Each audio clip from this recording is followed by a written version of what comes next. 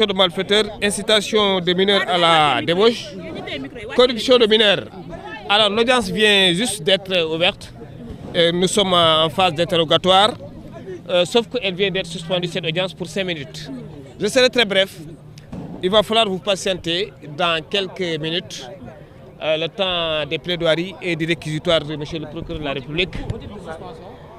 C'est juste une pause, hein. Les juges c'est des êtres humains comme vous et moi, les avocats, hein. On peut juste observer une pause, le temps de prendre de l'eau, voilà, hein, et autres. Hein. C'est tout à fait naturel. Je l'ai dit tantôt, ils sont poursuivis pour divers chefs, à savoir association de malfaiteurs, incitation à la débauche, ainsi que corruption de la jeunesse. Acte contre nature et autres. Hein. C'est tout un chapelet d'infractions. Hein. Mais de toutes les façons, on n'en est pas encore au jugement. Nous sommes juste en phase d'interrogatoire. Les policiers, les gendarmes, la gendarmerie de Keur Massar a fait son travail. Maintenant, il appartiendra aux juridictions du jugement en dernier ressort de statuer en toute souveraineté sur leur culpabilité ou sur leur innocence. Vous en saurez davantage dans quelques minutes, voire quelques heures. J'assure plutôt les intérêts de Aïda Souaré, qui est prévenu pour détention, offre de drogue.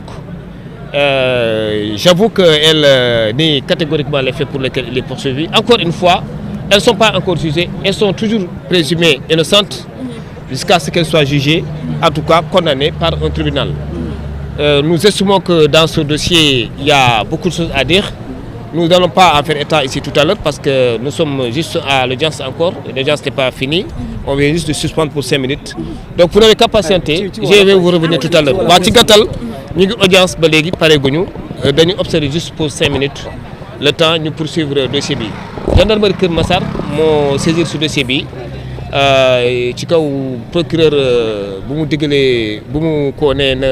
saisir mu déféré ñom Bint ak ñom Aïda Souaré ñu leen di topé manam ab kurel buñu def pour def ay ñaawteef ak jëfandiku drogue wala corruption de la jeunesse. Waaw bon c'est un peu compliqué de traduire ça en wolof parce que les avis divergent quoi nit ñi naan yakatan et tout bon voilà mais en tout cas corruption de la jeunesse bokk na ci li nak ay chef d'inculpation la jugé guñ leen ba légui dañ né ay innocent lañu tant que yoon néwul ñom ñoo def di ngeen ci xam inshallah lu leer fi nekki simil yu néew wala heure au maximum dans une heure de temps di leen wax li tribunal décidé.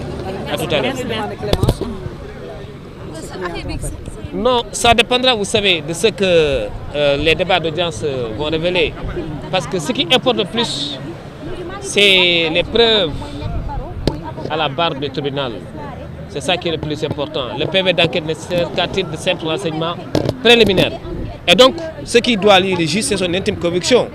Une intime conviction quand même liée aux réponses fournies à la barre par les prévenus. Une intime conviction liée certainement à des preuves qu'on a. Le droit pénal est un droit de certitude, est un droit de rigueur. On ne peut pas se fonder sur des préjugés, sur des candidatures et sur des rumeurs. Non, ça ne fonctionne pas comme ça. Apparemment, les faits peuvent être d'une extrême gravité, mais est-ce le cas si on est en face du dossier, en face du jugement?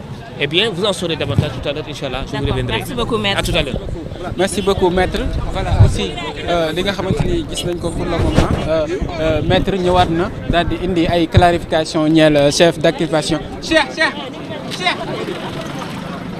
Voilà. Cheikh ñëwal.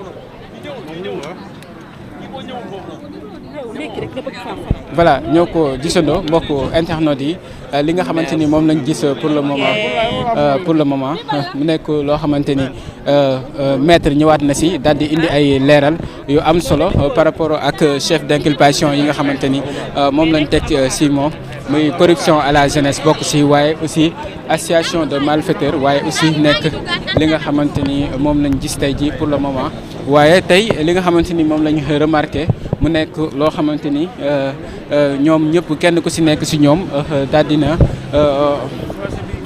teew parce que li nga xamante ni moom lañ gis encore une fois di firndeel carrément taxawaay bi nga xamante ni justice am na ko envers li nga xamante ni moo ñeel li nga xamante ni moom lañ gis tey encore une fois mu nekk lu am solo ba tax na daal li nga xamante ni moom lañ gis ni pour le moment dina permettre kenn ku si nekk si ñun mu mën a xam carrément naka la ñu mën a toppee li nga xamante ni moom lañ fi am tey mu nekk loo xamante ni jàpp nañ ne dina kii parce que maître mi ngi ñëwaat bu baax a baax si li nga xamante ni moo di chef d'inculpation yi nga xamante ni moom lañ teg si ndoddam tey ji mu nekk loo xamante ni lu ñuy remarqué la depuis tout à l'heure waaye terewul aussi ñu ngi jéem a xool naka la ñuy def parce que nee na dañoo suspendre li nga xamante ni moo di audition bi di xamle bu baax quand même que ni d'ici quelques minutes dañuy reprendre waat li nga xamante ni moo di audition bi waaye lu néew li nga xam ne moo di 1 heure de temps wala lu koy yées dinañ mën a xam carrément sooru Binta mécanicien ak ñi nga xamante ni ñoo di ses associés naka lañ dana mujjee tey ji encore une fois mbokk internet yi loolu moo fi gën a fësagum pour le moment ni pour ñu mën a xam carrément ñu jéem a xool rek ba xam dinañ mën a am ki nga xamante ni moo di Cheikh nekk ami intime de ki nga xamante ni moo di Binta mécanicien ñu jéem a xool rek naka la ñuy def encore une fois pour jéem a am réaction yam face à cette situation bi nga xamante ni moom nekk na ku jege ki nga xamante ni moo di Binta mécanicien moom ba tax na daal encore une fois dinañ xool naka la ñuy def li nga xamante ni moom lañ gis encore une fois peut-être dinañ mën a xam bu baax a baax fan la ñu mujjee gannaaw bi nga xamante ni ñëw nañ gis ay avocats yam teew gis nañ nga xamante moo sera donc encore une fois dinañ xool naka la ñuy def tey jii pour mën a kii encore une fois ñu ngi leen di toppal li nga xamante ni moo di dossier bi pour mën a am li nga xamante ni tey jii moom lañ fi gën a am comme information. li PV révélé ak li nga xamante ne moom la ñuy indi fii ci tribunal moom la avocat yi indi moom la prévenu yi lu ñuy teg défendre parce que moom nee na clientam kii di Aïda Souaré comment dirais-je dàq na lépp daanam reconnaître wul benn fait kon donc aussi tamit contestation la loolu ci kanam incha allah ci kanam juge bi lay leeree ci kanam bu ñu reprendre procès bi ba ñu xam fu mbir yi féetee.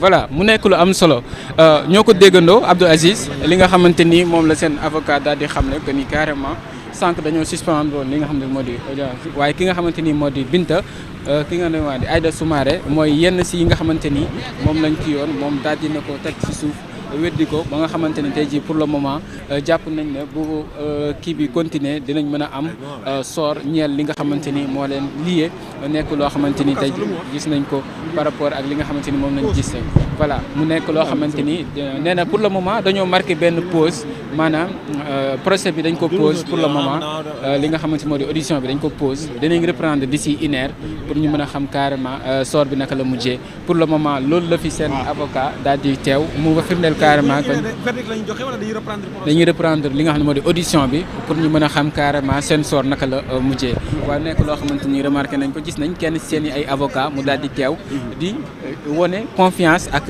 espoir bi nga xamante ni am nañ ko ñeel li nga xamante ni moom lañ leen toppee bokk na ci chef d'inculpation yi muy association de malfaiteurs waaye aussi corruption à la détournement de mineurs corruption à la jeunesse ak yeneen yoo xamante ni tey bëri na lu tollu presque ci 5 chefs d'inculpation.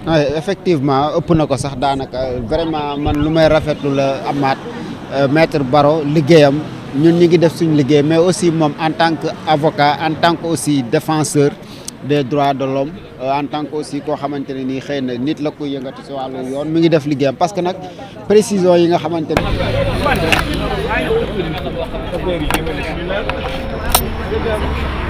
boo xamante ne daanaka bëri na ci dëkk bi pratiquement boo xool quartier UP yi wala les quartiers résidentiels foofu dafay lëmbee appartement